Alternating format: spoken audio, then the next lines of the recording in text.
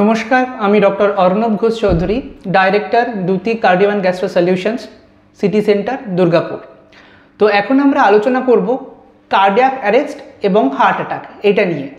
আমাদের মধ্যে প্রচলিত রয়েছে এই দুটো শব্দবন্ধ, একটা হচ্ছে কার্ডিয়াক অ্যারেস্ট এবং হার্ট অ্যাটাক। তো আমরা আজকে জানবো খুব ছোট করে যে কার্ডিয়াক অ্যারেস্ট কী এবং হার্ট অ্যাটাক কী, সেটা কি একই জিনিস না তার মধ্যে ডিফারেন্স আছে, এবং দুটো ক্ষেত্রে কি আমাদের ইমিডিয়েটলি করণীয় এবং কিভাবে পেশেন্টকে বাঁচানো যায়।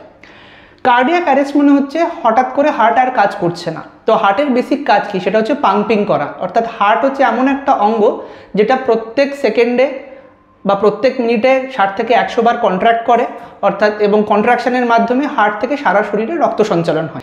যদি কোনো কারণে কোনো একটা পয়েন্ট অফ টাইমে হার্ট বিট করা বন্ধ করে দেয় বা কন্ট্রাকশন সাডেনলি বন্ধ হয়ে যায়, সেটাকে বলা হয় কার্ডিয়াক অ্যারেস্ট। অর্থাৎ হার্ট পুরো স্তব্ধ হয়ে গেছে, হার্ট কোনো কাজ করছে না। কার্ডিয়াক অ্যারেস্ট সাধারণত দুটো এক্সট্রিমস অফ রিদম প্রবলেমে হতে পারে। একটা যদি হার্টের গতি অস্বাভাবিক বেড়ে যায়, যেটাকে ভেন্ট্রিকুলার ট্যাকিকার্ডিয়া ভিটি বা ভিএফ বলে, ভেন্ট্রিকুলার ফিব্রিলেশন, সেক্ষেত্রে কি হয়, নর্মালি একটা হার্টের কন্ট্রাকশন 60 থেকে 100 পার মিনিট এরকম হওয়ার কথা। যদি ভেন্ট্রিকুলার ট্যাকিকার্ডিয়া বা ভেন্ট্রিকুলার ফিব্রিলেশনের মতো অ্যাবনর্মাল রিদম জেনারেট হয়, সেক্ষেত্রে হার্টের গতি 250, 300, 350 বা তারও বেশি হতে পারে। এবং in that case ventricular fibrillation হচ্ছে এক্সট্রিম পয়েন্ট অফ ট্যাকিকার্ডিয়া, অর্থাৎ এমন একটা পরিস্থিতি যেখানে হার্টের গতি এত অতিরিক্ত পরিমাণ বেড়ে যায় যে কোনো এফেক্টিভ কন্ট্রাকশন হয় না, হার্ট ফিব্রিলেট করতে থাকে, যেখানে ভালোভাবে কন্ট্রাকশন শক্তিশালী পাম্পিংটা হয় না, যেখানে ব্লাড সারা শরীরে ছড়িয়ে পড়তে পারে। সেক্ষেত্রে কার্ডিয়াক অ্যারেস্ট হতে পারে বা হার্ট স্ট্যান্ডস্টিল হয়ে যেতে পারে। আর একটা হচ্ছে ব্র্যাডিয়ারিথমিয়া অ্যাসিস্টল, মানে হার্টের গতি কমতে কমতে এমন একটা জায়গায় গিয়ে দাঁড়ানো যে হার্টের গতি প্রায় শূন্য হয়ে গেল।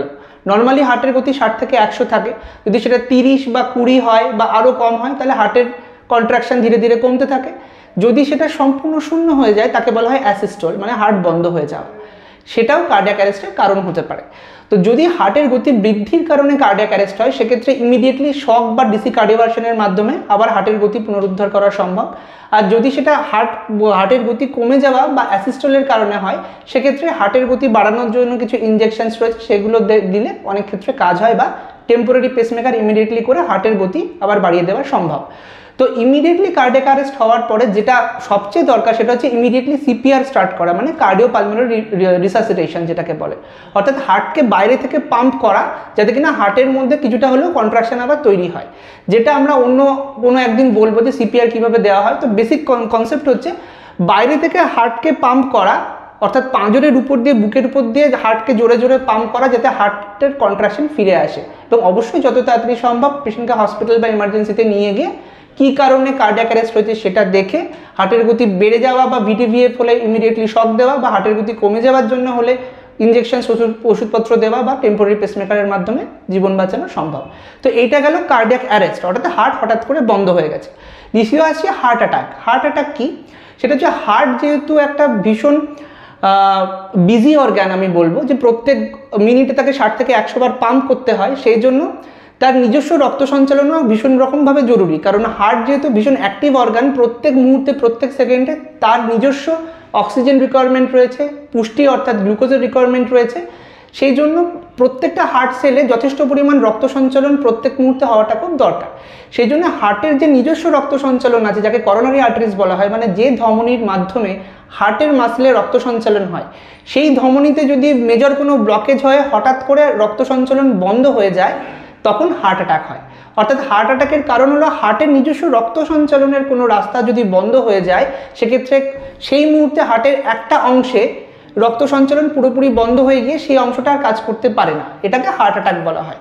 তার ট্রিটমেন্ট হচ্ছে ইমিডিয়েটলি কিছু ব্লাড থিনার্স বা ওষুধপত্র থাকে, কারণ অধিকাংশ ক্ষেত্রে হার্ট অ্যাটাক বা রক্ত সঞ্চালন বন্ধ হওয়ার কারণ হচ্ছে রক্তনালীতে ক্লট জমে রক্ত সঞ্চালন বন্ধ হয়ে যাওয়া। সেক্ষেত্রে ক্লটটাকে গলিয়ে দেওয়ার জন্য বিভিন্ন ইনজেকশন বা ওষুধপত্র আছে, সেইগুলো দেওয়া, এবং তারপর ইমিডিয়েটলি অ্যাঞ্জিওগ্রাফি করে রক্তনালীর ছবি তুলে রক্ত যেখানে ব্লকেজ হয়েছে সেটাকে আবার অ্যাঞ্জিওপ্লাস্টি করে খুলে দেওয়া। এটা হচ্ছে হার্ট অ্যাটাক। তো হার্ট অ্যাটাকের ক্ষেত্রে ইউজুয়ালি পেশেন্টের হার্ট পাম্পিং পুরোপুরি বন্ধ হয়ে যায় না, ম্যাক্সিমাম ক্ষেত্রে হার্ট পাম্পিং চলতে থাকে, কিন্তু যে রক্তনালীতে ব্লকেজ হয়েছে সেটা হার্টের যে অংশকে সাপ্লাই করছে, সেই জায়গায় হার্ট হঠাৎ করে কাজ করে না। তো আমাদের হার্টে যেহেতু 3টে রক্তনালী আছে, যে কোনো একটা বন্ধ হওয়ার কারণে যদি হার্ট অ্যাটাক হয়, বাকি দুটো রক্তনালীতে রক্ত সঞ্চালন যদি চলতে থাকে, তাহলে হার্ট কিন্তু পুরোপুরি বন্ধ হবে না, হার্টের একটা অংশ অকেজো হবে, বাকি অংশ কিন্তু কম বেশি কাজ করতে থাকবে। এবং সেক্ষেত্রে পেশেন্টের টিপিক্যালি চেস্ট পেন বা সাংঘাতিক বুকে ব্যথা নিয়ে পেশেন্ট প্রেজেন্ট করে।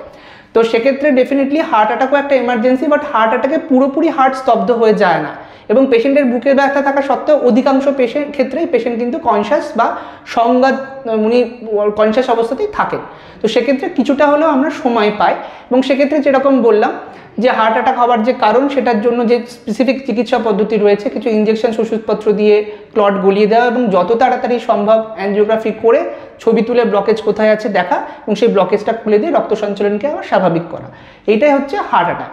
তো হার্ট অ্যাটাক যদি খুব বড় পরিমাণে হতে হয় বা খুব মেজর রক্তনালীতে ব্লকেজ হয়, সেক্ষেত্রে কিন্তু কার্ডিয়াক অ্যারেস্টও হতে পারে, অর্থাৎ হার্ট পুরোপুরি বন্ধ হয়ে যেতে পারে। সুতরাং কার্ডিয়াক অ্যারেস্ট একটা অন্য ব্যাপার, হার্ট অ্যাটাক একটা অন্য ব্যাপার। কার্ডিয়াক অ্যারেস্ট মানে হলো হার্ট পুরোপুরি স্তব্ধ হয়ে গেছে, তার কন্ট্রাকশন বন্ধ। হার্ট অ্যাটাক মানে হলো হার্টের একটা অংশ কাজ করছে না রক্ত সঞ্চালন বন্ধ হয়ে যাওয়ার জন্য, কিন্তু ইউজুয়ালি বাকি অংশগুলো কাজ করে, এবং এক্ষেত্রে বুকে ব্যথা নিয়ে সাধারণত পেশেন্ট প্রেজেন্ট করে।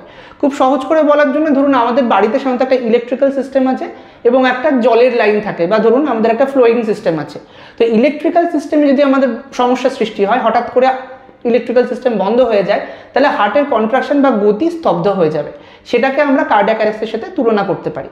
আর জলের পাইপে যদি বড়সড় ব্লকেজ হয়, তাহলে বাড়ির কিছু অংশে রক্ত সঞ্চালন বা হার্টের ক্ষেত্রে রক্ত, বাড়ির ক্ষেত্রে জলের যে ফ্লো সেটা বন্ধ হয়ে যাবে, এবং সেক্ষেত্রে আমরা যদি ব্লকেজটা খুলে দিতে পারি তাহলে আবার জলের ফ্লো স্বাভাবিক হয়ে যাবে। তো এটাকে হার্ট অ্যাটাকের সাথে তুলনা করা যেতে পারে। তো এই হচ্ছে কার্ডিয়াক অ্যারেস্ট এবং হার্ট অ্যাটাকের ডিফারেন্স।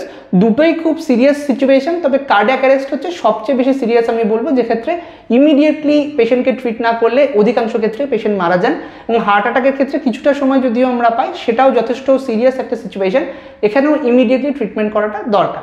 সবাই ভালো থাকুন, সুস্থ থাকুন।